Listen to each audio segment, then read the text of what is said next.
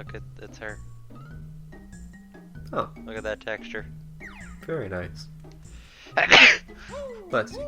Thank you. I react to that like that when I see Grunty too.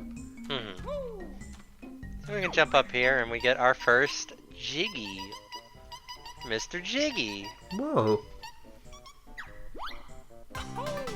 These are the equivalent to stars or moons or shine sprites in the Mario series. Any other equivalents? Pages in ukulele. Oh. And I think Croc collected something, but I don't know. I don't remember anything about Croc. So it's got this thing where you can, like, put in puzzle pieces into paintings, and that's how you get into the levels. Put the puzzle pieces into the jigsaw puzzle. Yeah, it's a jigsaw puzzle that's missing pieces, and you find the pieces and you fill it in. It's like And then another when you game finish- where you put things into a painting. Yeah.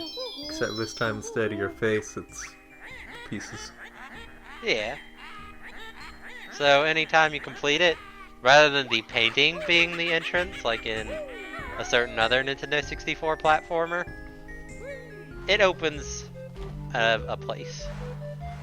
And the entrances are not always next to the painting. Sometimes they're in wholly different rooms or different parts of the castle. Finding the jigsaw puzzle is part of the fun. Yeah. And now we're in Mumbo's Mountain. 3 new moves. Yeah, we can learn new moves throughout our journey by finding bottles as molehills. Enemies never respawn, and the things they drop never despawn until you pick them up. So I can just leave this here forever. That's Sticky, actually tasty kind of honeycomb. impressive. Yeah, honestly, for a Nintendo 64 game. These are notes. There are 100 of them in each world. And a major difference between this and the Nintendo 64 version is on the Nintendo 64 you had a note score, which was like your best rating, the most notes you collected without dying, and they would all respawn every time you entered the level. So you would have like your best score. And in the Xbox version they realized that's, well, actually in 2E they realized that's stupid and changed how it works. But in the Xbox version, you pick up a note, it's yours forever. You don't have to stay alive, you don't have to get them all before you leave. Like, I picked this up, it remembers I picked it up, it will never forget that. Yeah. This version saves your progress. Yeah. No progress. Also, I was not supposed to jump up this that way, I was supposed to use an ability. Oh yeah, you were. So this guy, he's a Jinjo. There are 5 of these in each world, and they need help. They're just in places, and you can pick them up and help them. So every level has 5 Jinjos, and getting all 5 of them gets you a Jiggy. Every level has 10 Jiggies, one of them is always a Jinjo. And the other ones vary. And everyone has to explain everything, including myself. Yep. Anyway, here's a molehill. So let's chat with Bottles here and see what he's got to teach us. I mean, do we need to? Yeah. This is the most important skill in the game. It's the one that makes Kazooie make the funny sounds. Oh, it's the noise that will haunt us. Yeah. I love it. So he's taught us the Talon Trot. So now we can do this. Kazooie is faster than Banjo. She goes hup hup hup hup when she walks. And she can stand on slippery slopes and not lose her footing unless it's like really steep. Very nice. Yeah. Also, there's these things. They're Mumbo tokens. We need to trade them to a character we have yet to meet. And there are far more of these in the game than you actually need to finish the game, or even to get 100% in the game. I'm probably not going to collect them all because there's like 140 of them or something like that. And honestly, even I don't know where every Mumbo token is. I've collected all of them before, but not anytime recently. Not really a point to you, is there? No, there is no point to collecting more than you need to finish the game. Other than, like, being able to brag that you got all the Mumbo tokens in Banjo-Kazooie. Also, all the music has underwater versions. Yeah, it's, like, muffled a little bit, like you're hearing it from underwater. I think the instruments are a bit different. Yeah, I think they are a little bit different. Yeah, see? This guy here, this guy's name is Big Butt. Big butt. He's a bull. It's not actually got a very big butt. No, it's really his head that's big. These guys, you can break them open and they have honeycomb inside. Alright, it's dead. Yep. And that honeycomb will never despawn, so I can just come back and get it later. Nice. I probably won't. I killed that guy for no reason. The trick here with this is you get him to hit the oranges, the orange tiles with oranges, and this is the secret. I'm not sure why he hid his gold in like this weird orange puzzle. It's also kind of weird for an ape to throw oranges. Yeah. I'm not sure why he throws oranges.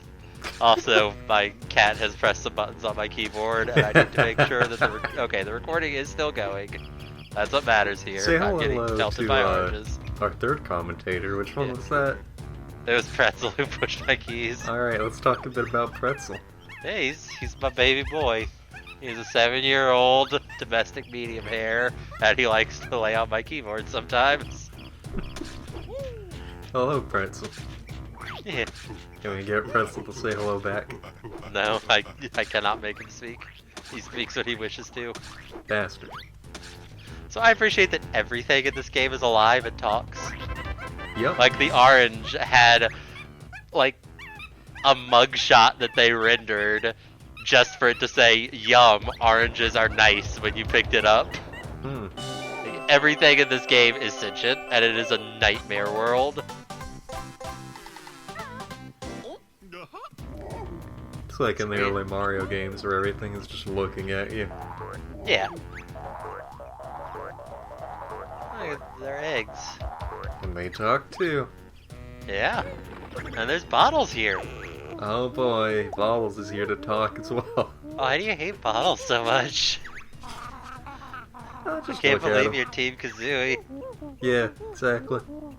I mean, So we did Kazooie is my nothing wrong. favorite character in this series, so... Anyway, he's teaching us our important projectile attack. Eggs. Oh, And as he explained, if you're reading all of this, you can hold 100 eggs at a time. And you can fire them in 2 different ways. Oh, also if you're hurt, he heals you. And you can come up to him and get him to heal you at any of these. You can also talk to him again and he re-explains the controls for whatever move.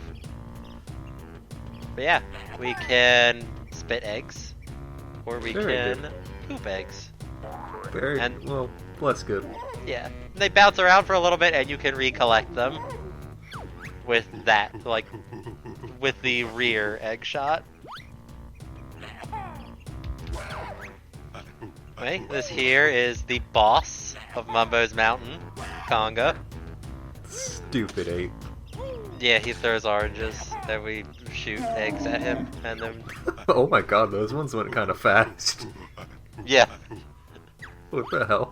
it's easy to get fucked up by Conga if you're not ready. Like, say if you just picked this game up and you're 3 or something, like me. I hate the horrible ape. He does not leave the bear alone. He doesn't. You're right. There's a little bit more in this area, but we need a move from Bottles, so we will come back to We Conga. need the final move, and then we don't have to talk to Bottles again. Yeah, Bottles is only at this stage. He teaches us 3 moves. And then he leaves. Yeah. Alright, you can stop, Bottles. He's just telling us that we have enough notes to progress through Gruntilda's lair. That's nice, Bottles.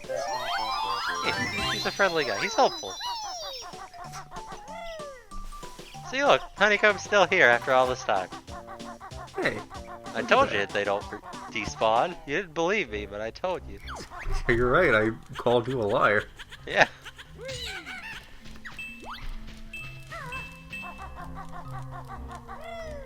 So Ticker's Tower has a Mumbo token in it. It also has slopes that are too steep, even for Kazooie. What is this nonsense? We cannot handle this place. Kazooie needs to learn how to be better. I think Bubbles So look, they didn't even respawn when we went in and out of a room. Oh, good point. Yeah.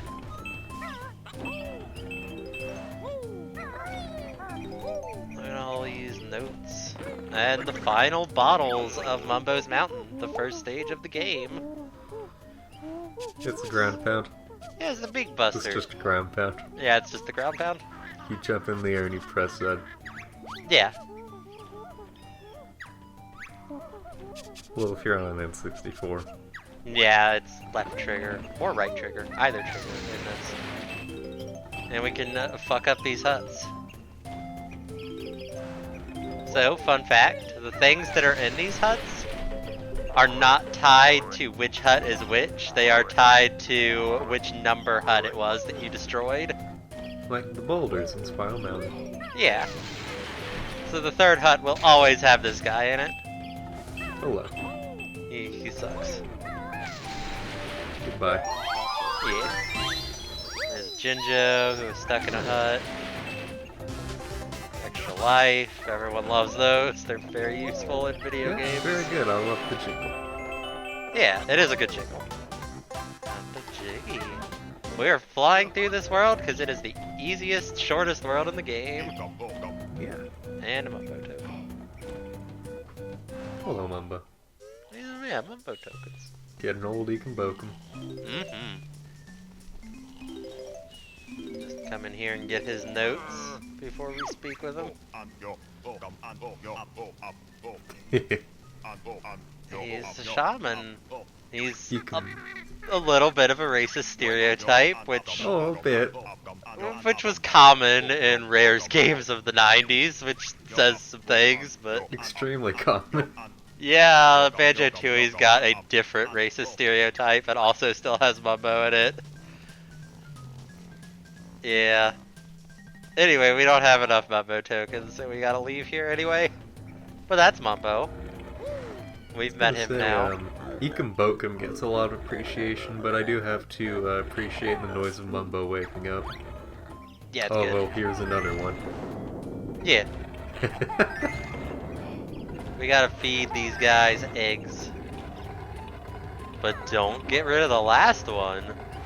Cause there's something up on top of it. Sneaky.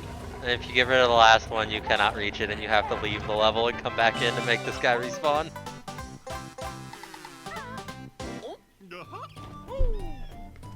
We're almost done here. Yep. There's another Jiggy right here in the eye of the skull. Nice and easy.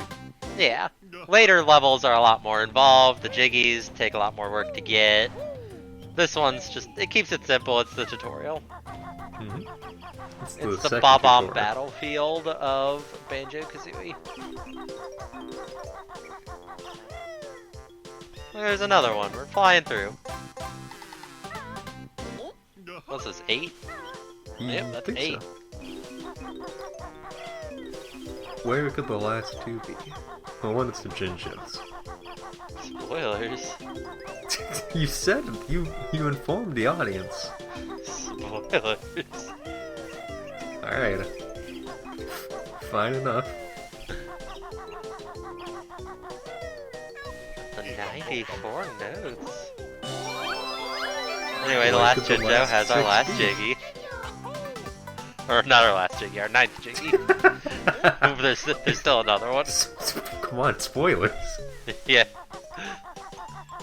It's the final Jiggy, or is it? Oh. There's a little alcove over there. And we kind of reach it. We're not supposed to do it as Banjo, like in this way. We could do that. Yeah. This is too steep for Kazooie. There's another way to get that, which I will mention when the time comes, but you could just jump to it.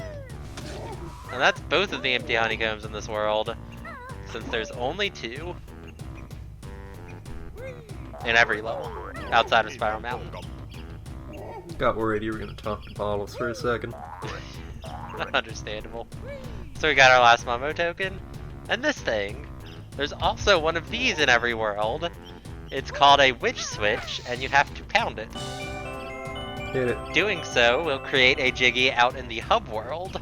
There are 10 Jiggies in the hub world as well, because there's 9 stages, so there's 1 for each of the witch switches, plus the 1 that you get to get into this level. Jumping up like steep slopes is faster than walking up them, which is why I do it. Because like I mentioned, I did at one point consider trying a speedrun of this game. Yeah. You got the tech. Yeah. Like you'll also notice me using the peck to skip the animation for exiting Talon Trot because it's quite slow. But if you're skidding and you peck, it just skips the whole thing. It's amazing. Oh. That's pretty good. Oh yeah. Anyway, this is the service Mumbo offers. He changes you into a thing. It's TF. Yeah. He is not in every level, but every level he's in has a unique transformation. Very nice. Yeah. You can come up here as Banjo too. I don't know why I came up here as the Termite. It's just eggs anyway. But yeah, the Termite is, it's got its own abilities. Or ability, rather, because it can only do one thing. It can walk, and it can jump. So 2 things, I guess. It's got a weird face. Wow, rude. But the trick with the Termite is it can handle these steep slopes that Kazooie can't. So now we can climb up the Ticker's Tower. These guys are called Tickers. They're termites, and their names are Ticker. There's our last note. That's all 100 notes from Mumbo's Mountain.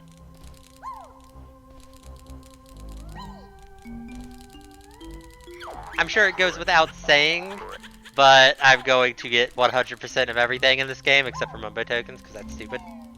The game doesn't even track them? No. Okay. Gotta get that one up. Yeah. And here's our final Jiggy. There it is. No spoilers. Picking up things as a transformation skips the Jiggy dance, which is a big part of speedruns. Pick up everything you can as the Termite to skip the Jiggy dance. The Termite is, I think, the intended way to get this as well, because it can walk on this. Oh, right. It also just walks across the bottom of the water, so it's a lot easier to get those notes down here as the Termite, instead of swimming at them. Oh, the Termite is much more optimal than I was expecting. Oh yeah, the Termite, like, you collect most of the Jiggies in this world as the Termite. You collect the last Jinjo and don't pick up its Jiggy and come back as a Termite. Anyway, let's get out of here. We're done with that level. And Adios. we're still a Termite. Let's just go to our view total screen. And we can see that we did it. We finished Mumbo's Mountain. All done. 17 minutes. Oh yeah. And we can climb up Mumbo's Mountain as a Termite and pick up the Witch Switch Jiggy. We could not have done this as Banjo and Kazooie. Also, this guy's here now. When you open a level, enemies come out. They escape from their prison. Yeah. So if you get far enough from the area that you're supposed to be a transformation, it changes you back into a bear. So, is there an explanation for why all these different worlds are kept up in Grunty's lair? No. Okay.